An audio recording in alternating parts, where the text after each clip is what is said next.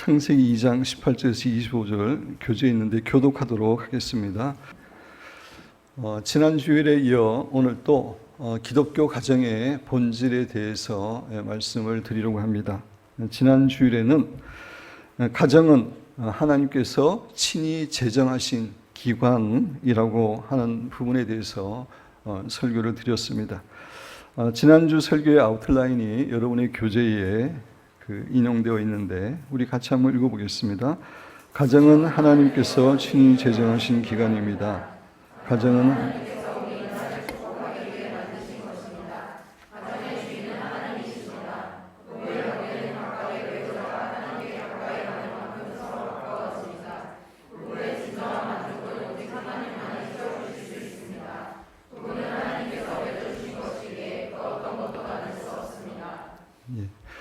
오늘은 가정에 대한 두 번째 본질에 대해서 살펴보면서 하나님께서 우리 각자에게 주시는 은혜와 교훈을 받기를 원합니다.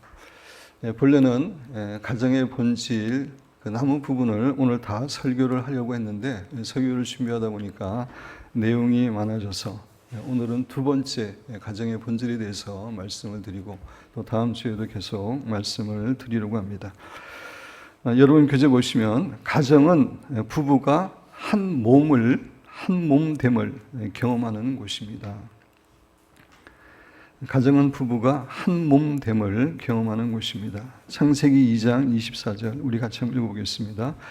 이러므로 남자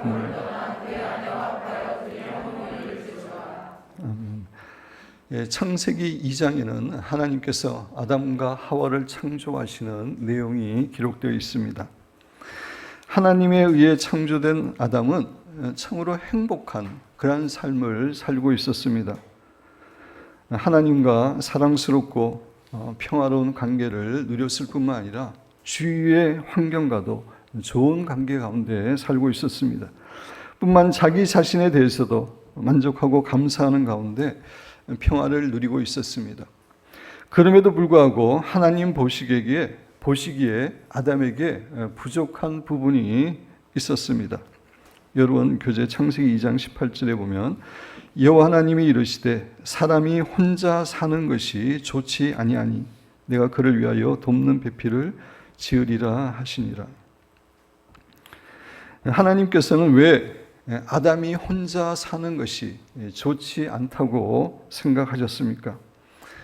그것은 지난 주일에도 말씀을 드렸지만 삼위일체 공동체로 계시는 하나님에 의해서 하나님의 형상대로 지음을 받은 우리 인간에게도 공동체를 필요로 하는 공동체의 DNA가 있기 때문입니다.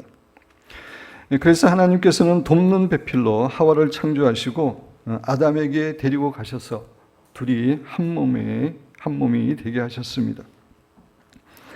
우리가 잘 알고 있는 것처럼 삼위일체 하나님은 성부, 성자, 성령께서 삼위일체 공동체 안에서 서로 교제하고 사랑하는 가운데 하나됨의 기쁨과 축복을 누리고 계십니다.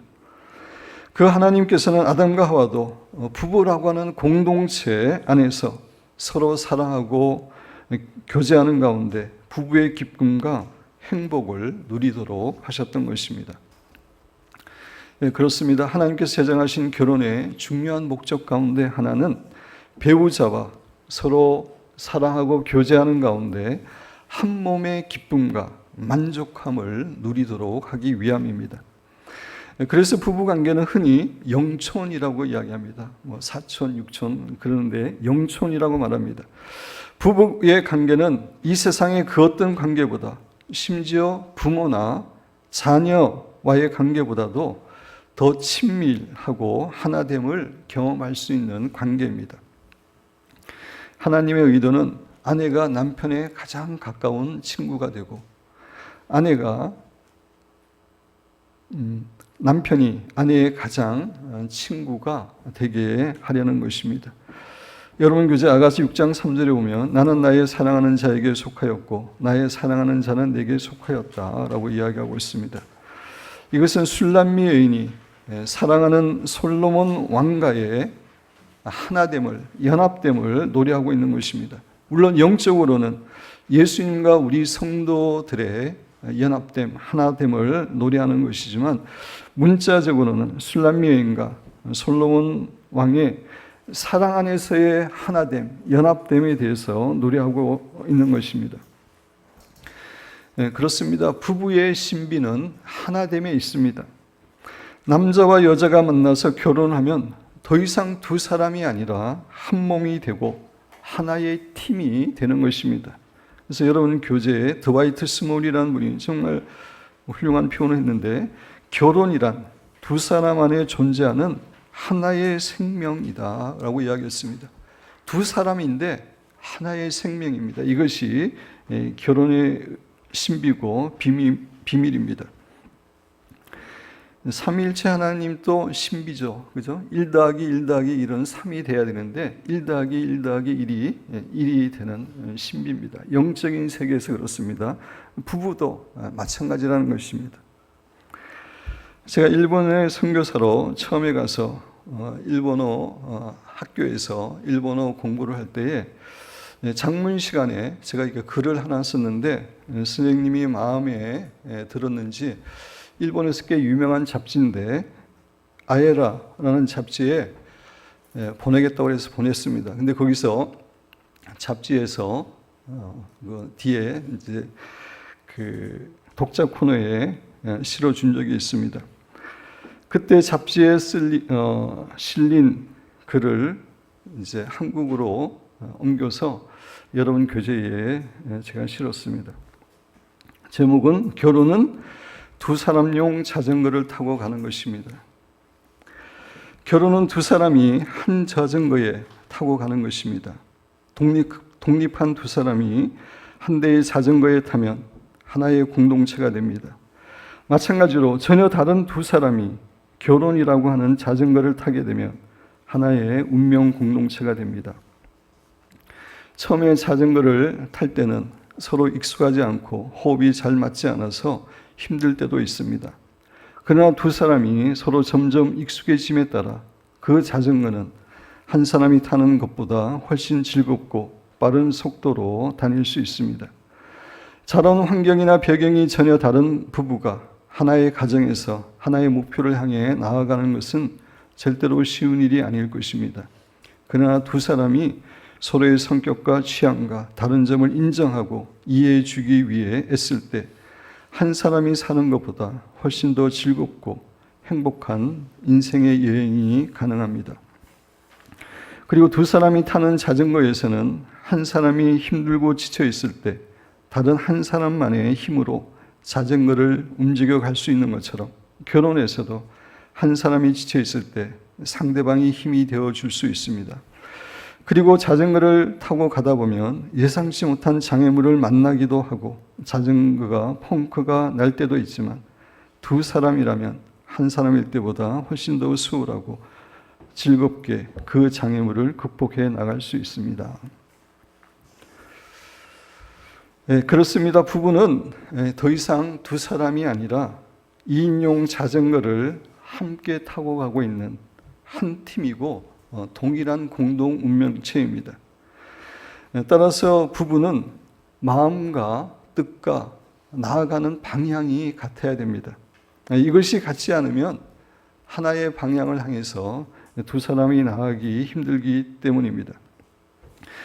그럼에도 불구하고 여기서 우리가 잊지 말아야 될 것은 부부의 하나됨은 군대처럼 획일화를 의미하지는 않습니다. 부부의 하나됨은 여러분 교재에 있는 것처럼 다양성 가운데 하나됨입니다. Unity in diversity. 다양성 가운데 하나됨입니다. 몸에는 다양한 지체들이 있고 다 각각 다른데 몸 안에서 하나인 것처럼 부부도 서로 다르지만 부부라고 하는 몸 안에서 하나인 것입니다. 따라서 부부는 개성과 취향과 남녀의 차이에 대해서는 하나님께서 다양성을 허락하신 것이기 때문에 배우자의 그것들을 인정하고 존중해야 됩니다. 부부가 서로 달라야 다양한 인생을 경험할 수 있기 때문입니다. 그러나 부부는 마음과 뜻과 나아가는 방향에 있어서는 하나가 되어야 됩니다. 그래야지 한 몸으로 한 공동체로 나아갈 수 있기 때문입니다. 그리고 부부가 하나됨을 누리기 위해서는 배우자를 있는 그대로 용납하고 소중히 여기는 것이 중요합니다. 우리 모두는 다 결점과 연약함을 가지고 있고 완전하지 않습니다. 여러분 가운데 나는 결점과 연약한 점이 전혀 없고 완전하다라고 하는 생각이 있는 분 있습니까? 없으시죠? 다 정신병원에 가야 됩니다. 그렇게 생각하면. 그 정신병원에서 보니까 한 사람이 나는 왕이다 그러면서 막 계속 뛰어다니더랍니다. 그랬더니 또 한 그 환자가 불러가지고 내가 너를 왕으로 임명한 적이 없는데 네가 왜 왕이냐 그랬다고 합니다. 자기가 결점이 없고 완벽하다고 생각하면 우리가 병원에 가야 됩니다. 따라서 부부가 한 몸이 되기 위해서는 그런 배우자의 결점과 연약함을 서로 용납하고 있는 그대로의 배우자를 소중히 여기는 자세가 너무나 중요합니다. 그리고 부부 관계에서는 서로 자신이 이기려고 해서는 안 됩니다. 한 몸 된 부부 관계에서 나만 이기고 상대방이 지고 아니면은 상대방만 이기고 나만 지는 경우는 결코 없습니다. 부부는 철저하게 이기면 같이 이기고 지면 같이 지는 것입니다. 한 몸이기 때문입니다. 한 팀이기 때문입니다. 이런 의미에서 가장 어리석고 유치한 사람은 배우자에게 이기려고 하는 사람입니다. 이런 사람들은 부부의 한 몸됨의 의미를 모르는 사람이라고 할 수 있습니다. 이 세상은 제로섬 게임을 말합니다. 한쪽이 이기면 반드시 다른 쪽은 져야 되고 한쪽이 이익을 얻으면 반드시 다른 쪽은 손해를 봐야 된다. 이렇게 생각합니다. 그러나 부부 관계는 그런 것이 아닙니다. 가정은 하나님의 은혜와 축복이 풍성하게 있는 곳이기 때문에 남편과 아내가 늘 함께 승리할 수 있는 곳입니다. 부부는 늘 윈윈하는 관계가 되어야 됩니다. 한 몸이기 때문에 그렇습니다. 이 부부의 한 몸됨은 참으로 신비한 관계입니다. 에베소 5장 31절 32절 그러므로 사람이 부모를 떠나 그의 아내와 합하여 그 둘이 한 육체가 될지니 이 비밀이 크도다. 이 비밀이라는 말은 신비라는 말입니다. 신비한 것입니다. 그러면서 나는 그리스도와 교회에 대하여 말하노라 라고 이야기합니다. 그리스도와 교회가 한 몸인 것처럼 부부도 그렇게 신비하게 한 몸임을 사도 바울이 이야기해 주고 있습니다. 에베소 5장 31절에서 32절 이 말씀에서 사도 바울은 부부가 한 몸 된 것을 잘 지키기 위해서 해야 될 일이 있음을 우리에게 교훈해 줍니다. 첫째로 부모를 떠나는 것입니다. 31절에 보면 그러므로 사람이 부모를 떠나 그의 아내와 합하여 그들이 한 육체가 될 것이라고 이야기하고 있습니다. 부부가 한 몸이 되기 위해서는 먼저 부모를 떠나야 됩니다. 그런데 부모를 떠나라는 말은 부모를 완전히 무시하거나 부모를 제껴 놓으라 라고 하는 말이 아닙니다. 부모의 의사를 존중하되 부모의 영향력에서 독립해야 된다라고 하는 의미입니다. 그리고 이 말은 결혼한 사람들에게는 부모와의 관계보다 부부 관계가 앞선다는 것입니다. 어머니의 태에 매달려 있는 아기는 아무리 귀하다 할지라도 그 탯줄을 잘라야 됩니다. 탯줄을 자르지 않으면 독립된 생명의 객체로 살아갈 수 없기 때문입니다. 마찬가지로 부부가 독립되고 성장한 부부로 살기 위해서는 반드시 부모로부터 독립을 해야 됩니다. 그리고 부모를 떠나라는 말은 부모와의 관계가 새롭게 변화되어야 된다라고 하는 의미입니다. 결혼한 이후부터는 결혼 전과 결혼한 이후부터는 부모와의 관계가 변화되어야 됩니다. 결혼한 이후에는 부모와 성인 대 성인의 관계에서 만나야 되고 부부 관계가 1차적인 관계가 되고 부모나 자식과의 관계는 제2차적인 관계가 되어야 한다는 의미입니다. 다시 말씀드려서 부모의 생각과 견해보다 배우자의 생각과 견해를 우선시해야 한다는 것입니다. 이것은 또한 부모가 자신들의 관계를 좌지우지하는 것을 허용하지 않고 부모의 충고도 자신들 부부가 그것들을 판단해서 받아들인다는 의미입니다. 떠난다는 것, 여러분 교재에 세 가지 면에서 떠나야 됨을 이야기하고 있는데, 정서적으로 떠나야 되는데 부모와의 감정 동화로부터 벗어나는 것을 말합니다. 관계적 떠남은 부모의 시각으로부터 배우자를 바라보지 않는 것을 말합니다. 경제적인 떠남은 경제적으로 부모로부터 독립하는 것을 말합니다. 이렇게 부부가 부모를 떠나지 못할 때 결혼 생활에, 부부 생활에 많은 문제가 생깁니다. 남성이 결혼 후에도 어머니의 치마폭을 벗어나지 못한다든지, 아니면 아내가 친정집을 부엌처럼 자주 드나든다가 하면 그것은 고부간의 문제와 부부간에 있어서 큰 문제를 일으키는 것이 됩니다. 이런 의미에서 부모는 반드시 결혼한 자녀를 떠나보내야 됩니다. 부모 가운데는 마치 리모트 컨트롤로 조종하는 것처럼 배후에서 결혼한 자녀들의 삶을 조종하려고 하는 부모가 있습니다. 그러나 이것은 결코 성경적으로 옳지가 않습니다.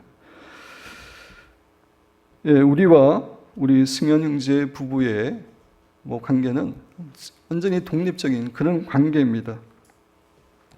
저희가 조금도 컨트롤하려고 하지 않습니다. 할 필요도 없고 해서도 안 되고, 때로는 이제 승현이와 은청이가 가정에 기도 제목이 있고 결정해야 될 것이 있어서 물어볼 때는 저희들이 기도하고 그것에 대해서 이야기해 주지만, 이야기해 주는 것에 대해서도 자신들이 기도하는 가운데 자신이 결정을 해야 됩니다. 그래야 부부로서 성인이 되는 것입니다. 따라서 부모는 결혼한 자녀들의 삶에 관여해서는 안 되고, 결혼한 사람들도 부모들이 그러한 관여들을 하는 것을 허락해서는 안 됩니다. 두 번째, 아내가 남편에게 순종해야 됩니다. 에베소 5장 22절, 24절 우리 한 목소리로 읽어보도록 하겠습니다. 아내들이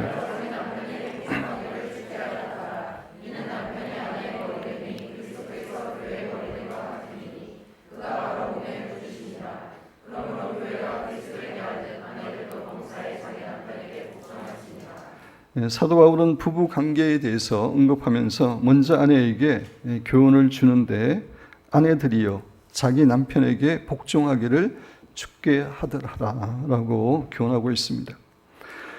성경에서는 일반적으로 남자들이 먼저 언급이 되고 남자의 이름이 먼저 나옵니다. 왜냐하면 남자가 가정의 머리이기 때문입니다. 그러나 부부 관계에 대한 언급에 있어서만은 늘 아내가 먼저 언급이 됩니다. 거기에는 사도 바울의 중요한 교훈이 있습니다. 그것은 부부관계와 가정에서 아내의 역할이 그만큼 중요하다는 것을 말해주기 위함입니다. 그렇습니다. 부부관계와 가정에서 아내의 역할은 너무나 중요합니다.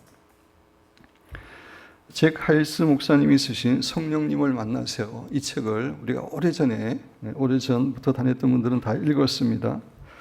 성령론에 관한 아주 좋은 책입니다. 제가 성령론에 대해서 소개하는 책을 크게 세 가지만 이야기한다면, 첫째는 성령체험, 로버트 하이들러의 성령체험, 두 번째로는 송기천 장로님의 고맙습니다 성령님, 세 번째로 이 책입니다. 성령님을 만나세요. 이분은 방언을 못 하시는 분인데 은사에 대해서는 별로 이야기하고 있지 않지만 성령님과 친밀한 교제를 나누는 부분에 대해서 탁월한 책입니다. 이 책을 보면 여성, 가정의 성령이라는 제목의 장이 있습니다. 여성은 가정에서 성령의 역할을 하는 그런 중요한 역할이 있음을 이야기하는 내용입니다. 그곳에서 제가 내용의 일부를 인용했는데 참 중요한 내용입니다. 우리 내용을 생각하면서 천천히 우리 한번 읽어보겠습니다. 그래서 이 글은 부부관계와 가정의 분위기에 있어서 아내의 역할이 얼마나 중요한지를 잘 이야기해주고 있는 내용입니다. 그래서 사도 바울은 부부관계에 대해서 교훈을 줄 때마다 먼저 아내에게 교훈을 의도적으로 하고 있는 겁니다. 사도 바울은 아내에게 남편에게 복종하라고 말합니다. 그것도 교회가 예수님께 무조건적으로 기쁨으로 복종하는 것처럼 그런 자세로 복종하라라고 이야기합니다. 에베소서 5장 22절 같이 읽겠습니다.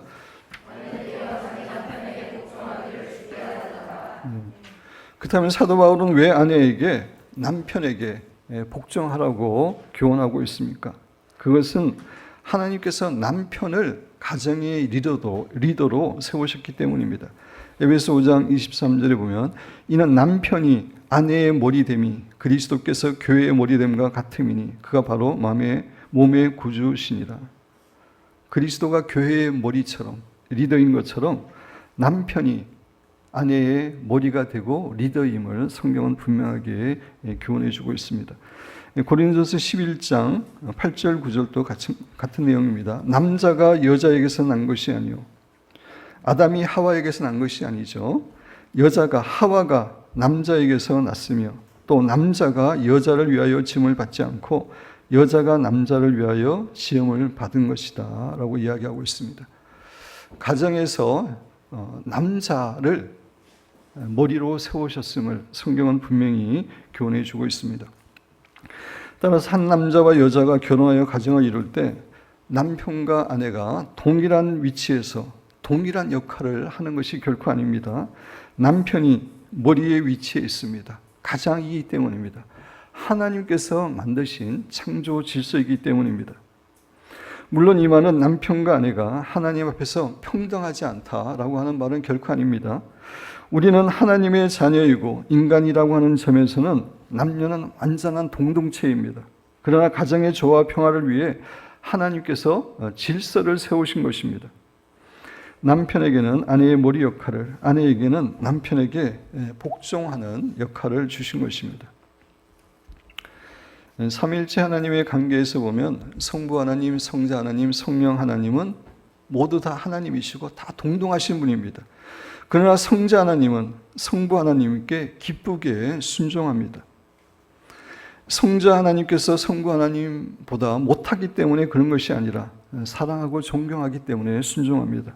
부부 관계에서 아내가 남편에게 순종하는 것도 이러한 의미의 순종인 것입니다. 열등해서 순종하는 것이 아니라 하나님께서 정하신 창조 질서이기 때문입니다.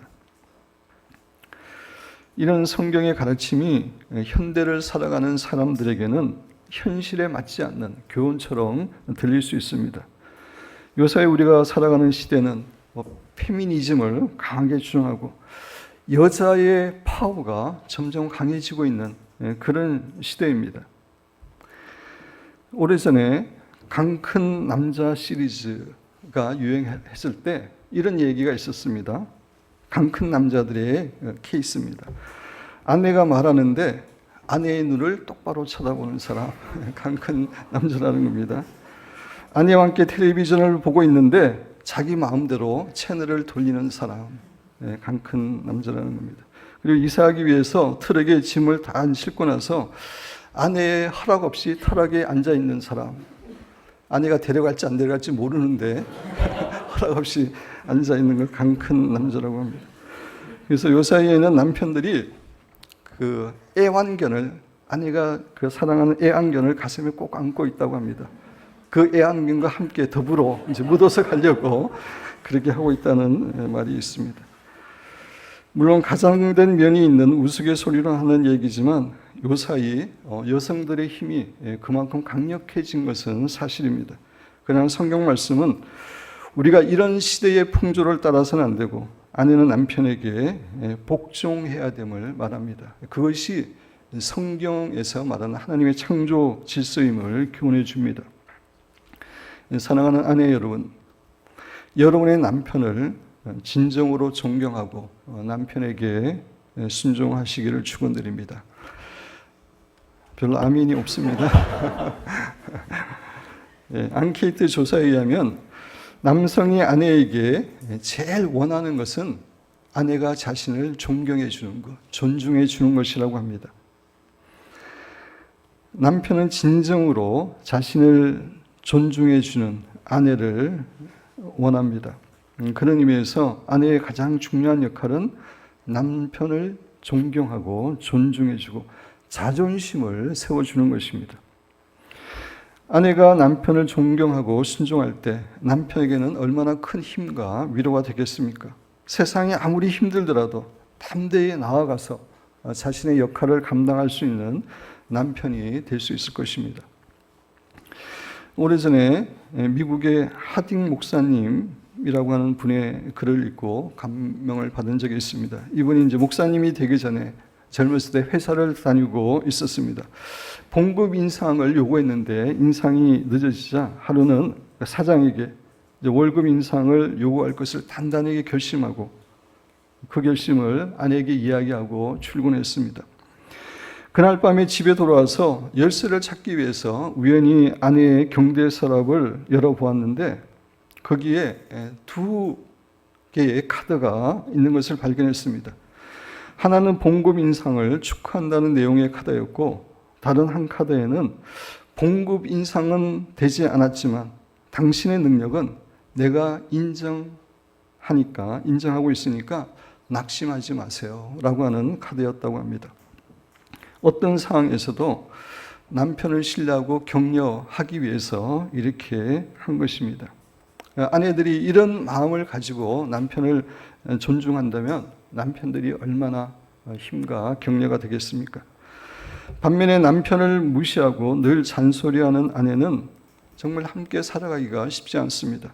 성경은 잔소리하며 다투기를 원하는 아내와 사는 것보다 광야에서 혼자 사는 것이 훨씬 낫다고 잠언에 그게 기록되어 있습니다. 찰스 스펄전 목사님은 여러분 교재 보시면 길에서는 천사요 교회에서는 성인이며 집에서는 악마인 아내에게서 우리를 구원해 주셔서라고 이야기한 적이 있다고 합니다. 교회나 바깥에서는 천사인데 집에서는 이런 모습을 보이는 아내가 사실 의외로 많이 있습니다. 이렇게 그 남편을 무시하고 잔소리하는 아내는 남편을 초라한 사람으로 만듭니다. 그래서 미국의 작가였던 워싱턴 어빙은 이런 얘기를 했습니다. 집에서 바가지를 긁는 여자 밑에서 단련된 남자들은 밖에서도 가장 추종적이고 회유적인 비굴한 경향을 띠게 된다. 아내에게 시달리게 되면 남편이 그렇게 되는 겁니다. 요사이 남편들은 정말 치열한 경쟁이 있는 그런 직장에서 일을 하고 있습니다. 때로는 자존심을 내려놓지 않으면 견디기 힘들 정도의 그런 회사 생활입니다. 우리의 남편들은 그러한 가운데서도 사랑하는 아내와 가족을 부양하기 위해서 최선을 다하고 있습니다. 사랑하는 기쁨교회의 성도 여성분들은 그런 남편들을 진심으로 존경하시고 남편에게 순종하시는 귀한 아내가 되어서 정말 가정의 분위기를 너무나 복되고 아름답게 이끌어 가시는 지혜로운 아내가 되시기를 주님의 이름으로 축원드립니다. 세 번째, 홍 목사님이 아멘을 가장 크게 해서 가장 기쁩니다. 세 번째, 남편이 아내를 사랑하는 것입니다. 에베소 5장 25절 우리 같이 읽겠습니다. 남편들아 아내를 사랑하는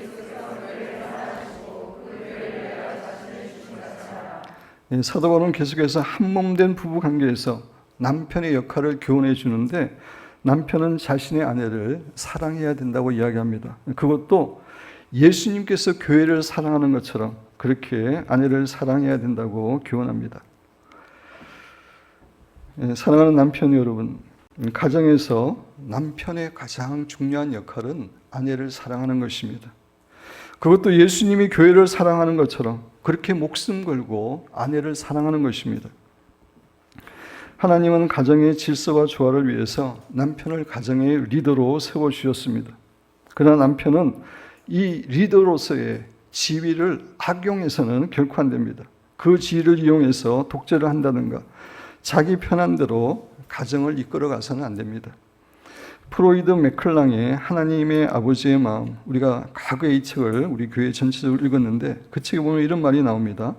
권력은 지위나 직책에서 나오지만 진정한 권위는 그 사람의 인격과 순종심, 하나님의 기름 부음에서 나온다. 진정한 권위는 인격과 사랑에서 나오는 것입니다. 그렇습니다. 가정의 리더로서의 진정한 남편으로서의 권위는 아내를 사랑할 때, 그것도 자신의 목숨을 다해서 사랑할 때 생겨나는 것입니다. BC 6세기에 페르시아의 고레스 왕이 전쟁에서 승리하고 포로로 잡힌 한 적장에게 질문했습니다. 내가 만약에 너를 자유케 한다면 너는 나에게 무엇을 주겠느냐라고 질문했더니 제 재산 반을 드리겠습니다 라고 대답했습니다. 그러면 너의 자녀들을 자유케 한다면 나에게 무엇을 주겠느냐 그랬더니 제 남은 재산 절반도 드리겠습니다 그랬습니다. 왕이 계속해서 질문했습니다. 만약 너의 아내도 자유롭게 성방한다면 무엇을 주겠느냐? 이 질문이 주어졌을 때 그 적장의 아내의 얼굴이 어두워졌습니다. 더 이상 줄 재산이 없었기 때문입니다. 그때 그 적장은 고레스 왕에게 이렇게 대답했다고 합니다. 그때는 나의 생명이라도 드리겠습니다. 그 아내가 그 고백을 들었을 때 얼마나 감격했겠습니까? 남편이 아내를 사랑하되 이런 자세로 사랑하는 것, 그것이 주님께서 우리에게 주시는 교훈입니다. 제가 일본에서 사역할 때 제가 속해 있던 웩 선교 단체의 그 영국 선교사였던 패트릭 마가리트라는 분의 책을 읽은 적이 있습니다. 제가 이제 일본에 갔을 때는 이분은 이미 은퇴해서 영국으로 돌아가서 만나지는 못했는데 이분이 이제 일본어로 책을 이렇게 써서 출판했습니다. 제목이 부부의 사랑이 쌓여가는 자녀의 미래라는 책인데 제가 일본어로 읽어본 적이 있습니다. 이분은 처음에 결혼해서 가정이나 부부 생활에 대한 그 성경적인 교훈을 잘못 얻기 때문에 아내를 잘 사랑하지 못하고 자기 중심적으로 가정을 이끌어갔다고 합니다. 그런데 자신의 첫딸이 태어나기 직전에 딸이 태어나게 되니까 가정과 부부 관계를 매우 심각하게 생각하게 되었고 그래서 거기에 관계되는 책들을 많이 읽게 되었는데 그 책들 가운데 한 책에서 정말 자신의 인생을 바꾸는 중요한 문장을 발견했다고 합니다. 여러분 교재에 인용했는데 아버지로서 자녀에게 최대한의 유익과 행복을 가져올 수 있는 길은 그 자녀의 어머니를 사랑하는 것이다. 한 책에 읽었는데 이 책에 이 내용이 있었고 이 내용을 읽는데 정말 큰 충격을 받고 도전을 받게 되었습니다. 그래서 이분은 이후로부터 정말 아내를 최선을 다해서 아내를 사랑했는데 그 결과 가정이 너무나 행복한 가정이 되었고 자신들의 자녀들도 너무나 건전하게 자랐다라고 하는 간증을 읽은 적이 있습니다. 사랑하는 남성 성도 여러분, 남편으로서의 우리의 가장 큰 역할은 우리의 아내를 사랑하는 것입니다. 그것이 우리 가정을 살리는 것이고 우리의 자녀의 인생을 하나님의 크신 축복으로 인도하는 길입니다. 남편에게 가장 필요한 것은 아내로부터의 존경이라고 한다면 아내에게 가장 필요한 것은 남편의 사랑입니다. 그것도 남편으로부터 넘치는 사랑을 받는 것입니다. 남편에게 흡족한 사랑을 받는 아내는 어디를 가든지 여유와 자신감이 있습니다. 주위의 환경에 전혀 흔들리지 않습니다. 제가 오래전에 읽은 얘기인데 미국의 제45대 하원 의장을 지낸 존 맥코믹이라고 하는 사람은 하원 의장이었기 때문에 얼마나 바빴겠습니까? 그럼에도 불구하고 41년 동안 하루도 빠짐없이 저녁 식사를 집에서 아내와 함께 했다고 합니다. 아내를 사랑하기 때문에 그 바쁜 생활 가운데서도 아내와 어떤 대화를 하고 어떤 이야기를 할까 메모를 해가지고 그렇게 아내와 식사를 하고 이렇게 사랑을 했다는 이야기를 읽으면서 정말 많은 도전을 받았습니다. 우리 남편의 역할은 정말 아내를 사랑하는 것입니다. 제가 오늘 부부 관계에 대해서, 부부의 하나됨에 대해서 설교를 했는데 여러분 조심해야 됩니다. 많은 경우에 부부 관계에 대한 설교를 듣고 나서 집에 가서 부부 싸우는 경우가 많이 있습니다.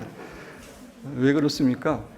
말씀을 자신에게만 적용해야 되는데 배우자에게 적용하는 겁니다. 당신은 나를 목숨처럼 사랑해야 되는데 왜 사랑하냐고 따지고, 당신은 교회가 주님께 순종하는 것처럼 그렇게 순종해야 되는데 왜 순종하지 않느냐고 따지면은 이제 부부싸움을 하게 됩니다. 여러분, 성경 말씀은 자신에게 적용하는 것입니다. 다른 사람에게 적용하는 것이 아닙니다. 제가 아프리카에 1년 동안 선교사로 가서 사역한 적이 있는데, 그때 이제 만난 선교사님들이 그 아프리카 사람들 때문에, 케냐 사람들 때문에 하소연하는 얘기를 이렇게 들었습니다. 와서 뭘 이렇게 도와달라고 그럴 때 그냥 오는 게 아니라 성경 말씀, 내 이웃을 내 몸처럼 사랑하라, 그걸 가져와가지고 도와달라고 이야기한다는 것입니다. 말씀은 다른 사람에게 적용하는 것이 아니라 자신에게 적용해야 됩니다. 배우자가 이 성경 말씀대로 행하든 행하지 않든 나는 이 성경 말씀대로 행하는 것이 중요합니다. 사랑하는 성도 여러분, 부부는 한 몸입니다. 부부는 2인용 자전거를 타고 있는 한 몸이고 한 팀이고 한 운명 공동체입니다. 삼위일체 하나님께서는 자신들이 삼위일체 공동체 안에서 누리는 축복을 부부들도 누리도록 살도록 부부관계를 창조했습니다. 그러기 위해서는 부부는 먼저 부모를 떠나야 됩니다. 그리고 아내는 전심으로 남편을 존경하고 순종해야 되고, 또 남편은 자신의 아내를 진심으로 사랑해야 됩니다. 이런 부부관계를 가짐으로 참으로 한몸된 부부관계, 행복하고 축복된 부부관계를 누리시는 사랑하는 여러분과 제가 되기를 주님의 이름으로 축원드립니다.